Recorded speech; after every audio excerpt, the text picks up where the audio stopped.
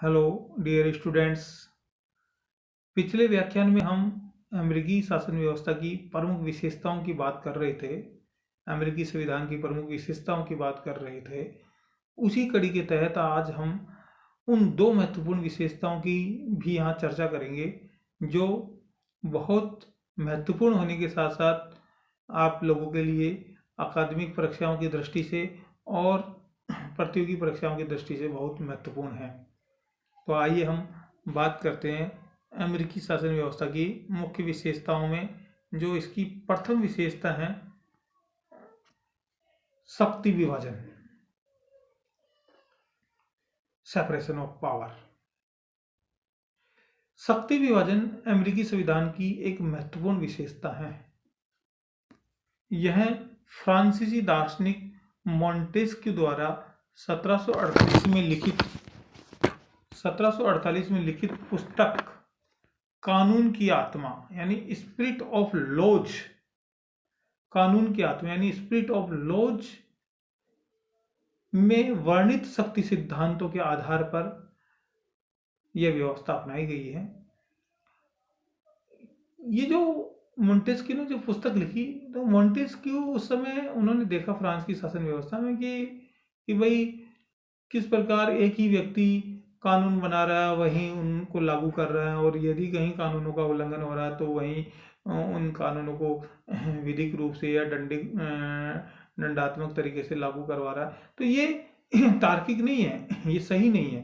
तो इसलिए उन्होंने सरकार के अंगों के मध्य शक्ति विभाजन करने की बात कही, और इस सिद्धांत को सबसे पहले अमेरिकी शासन व्यवस्था में अपनाया गया।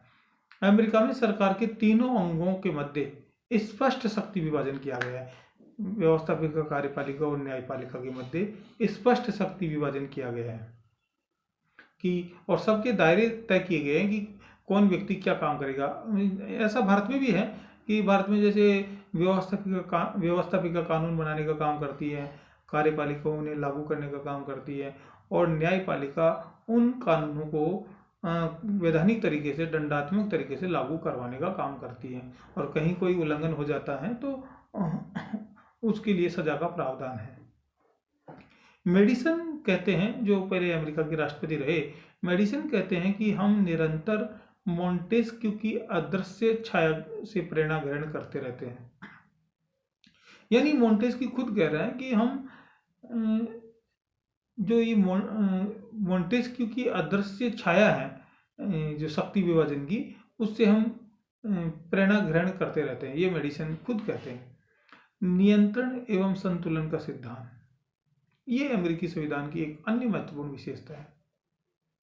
नियंत्रण एवं संतुलन, इसको बोलते हैं कि चेक एंड बैलेंस। नियंत्रण एवं संतुलन, चेक एंड बैलेंस। अब इसमें क्या होता है कि जो सरकार के तीनों अंग हैं, व्यवस्थापिका, कार्यपालिका और न्यायपालिका, वे तीनों ट्रायंगल के रूप में एक दूसरे पर नियंत्रण रखते हैं। यानी कांग्रेस पर, यानी व्यवस्थापिका पर कार्यपालिका और न्यायपालिका नियंत्रण रखती है, कार्यपालिका पर व्यवस्थापिका और न्यायपालिका नियंत्रण रखती है, और न्यायपालिका पर व्यवस्थापिका और कार्यपालिका नियंत्रण रखती है। यानी एक ट्रायंगल सा है, तीनों अंग एक दूसरे पर नियंत्रण रखते हैं। तो उसी का यहाँ मैं कुछ उदाहरण देना चाहूंगा किस प्रकार नियंत्रण होता है। कांग्रेस की शक्ति पर नियंत्रण, सबसे पहले व्यवस्थापिका की शक्ति पर नियंत्रण।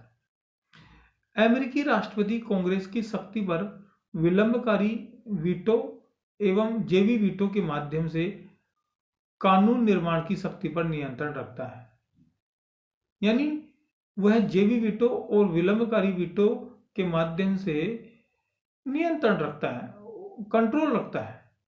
ये बात आपको समझना पड़ेगा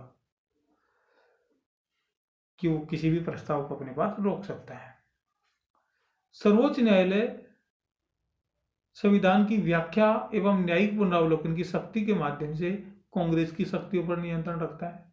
यानी ये सर्वोच्च न्यायालय भी, कि अगर मान लो व्यवस्थापिका कोई ऐसा काम करती है जो संवैधानिक दायरे का उल्लंघन करता हो या संविधान के विरुद्ध हो, तो सर्वोच्च न्यायालय उसकी समीक्षा कर सकता है। ये आप लोगों को यहाँ समझना पड़ेगा।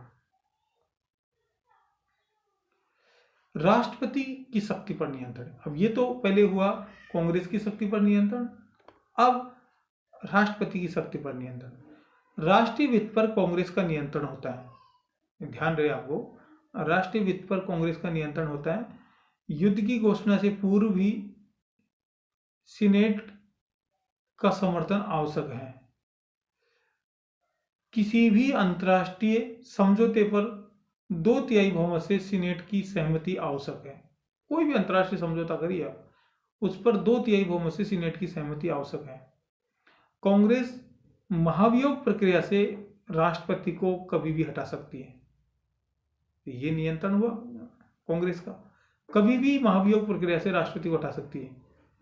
और अगर सर्वोच्च न्यायालय की बात करें तो सर्वोच्च न्यायालय कभी भी राष्ट्रपति के कार्यों की न्यायिक समीक्षा कर सकता है, जुडिशियल रिव्यू कर सकता है। तो दोनों का नियंत्रण हो गया राष्ट्रपति की शक्तियों पर। सर्वोच्च न्यायालय की शक्तियों पर नियंत्रण। सर्वोच्च न्यायालय में न्यायाधीशों की जो संख्या होती है और उनके जो वेतन भत्ते होते हैं, उनका निर्धारण कांग्रेस के द्वारा ही किया जाता है। तो आप ये देख लीजिए कि यह अपने आप में बहुत बड़ी शक्ति है कांग्रेस की, कि उनके वेतन भत्तों का और उनकी संख्या का निर्धारण ही कांग्रेस के द्वारा किया जा रहा है। तो ये तो बहुत बड़ी शक्ति हुई, ये तो आपको समझना ही पड़ेगा। और यदि कोई न्यायाधीश संवैधानिक दायरे का उल्लंघन करता है तो कांग्रेस द्वारा महाभियोग प्रक्रिया से उसे हटाया भी जा सकता है। तो इस प्रकार यह नियंत्रण रखती है। राष्ट्रपति द्वारा ही सीनेट की सहमति से न्यायाधीशों का मनोनयन किया जाता है, तो राष्ट्रपति भी नियंत्रण रखता है। राष्ट्रपति न्यायालय द्वारा दंडित किसी भी व्यक्ति को अपनी क्षमादान की शक्ति से माफ कर सकता है, यानी उसके दंड को कम कर सकता है। तो यह भी अपने आप में एक तरह से सर्वोच्च न्यायालय की शक्ति पर नियंत्रण है, कि सर्वोच्च न्यायालय कोई दंड दे किसी व्यक्ति को और उसको राष्ट्रपति माफ कर दे अपनी क्षमादान शक्ति के माध्यम से, तो एक तरह से उसकी शक्ति पर नियंत्रण है। अमेरिकी कांग्रेस के दोनों सदन भी एक दूसरे पर नियंत्रण रखते हैं, जैसे प्रतिनिधि सदन और सीनेट दोनों एक दूसरे पर नियंत्रण रखते हैं। प्रतिनिधि सदन सीनेट की शक्तियों पर नियंत्रण रखता है, सीनेट प्रतिनिधि सदन की शक्तियों पर नियंत्रण रखता है। और इनकी अपनी संवैधानिक समितियां भी होती हैं जो इनके एक दूसरे के कार्यों की जांच करती रहती है, एक दूसरे के कार्यों की मॉनिटरिंग करती रहती है। तो ये भी एक दूसरे पर नियंत्रण रखते हैं।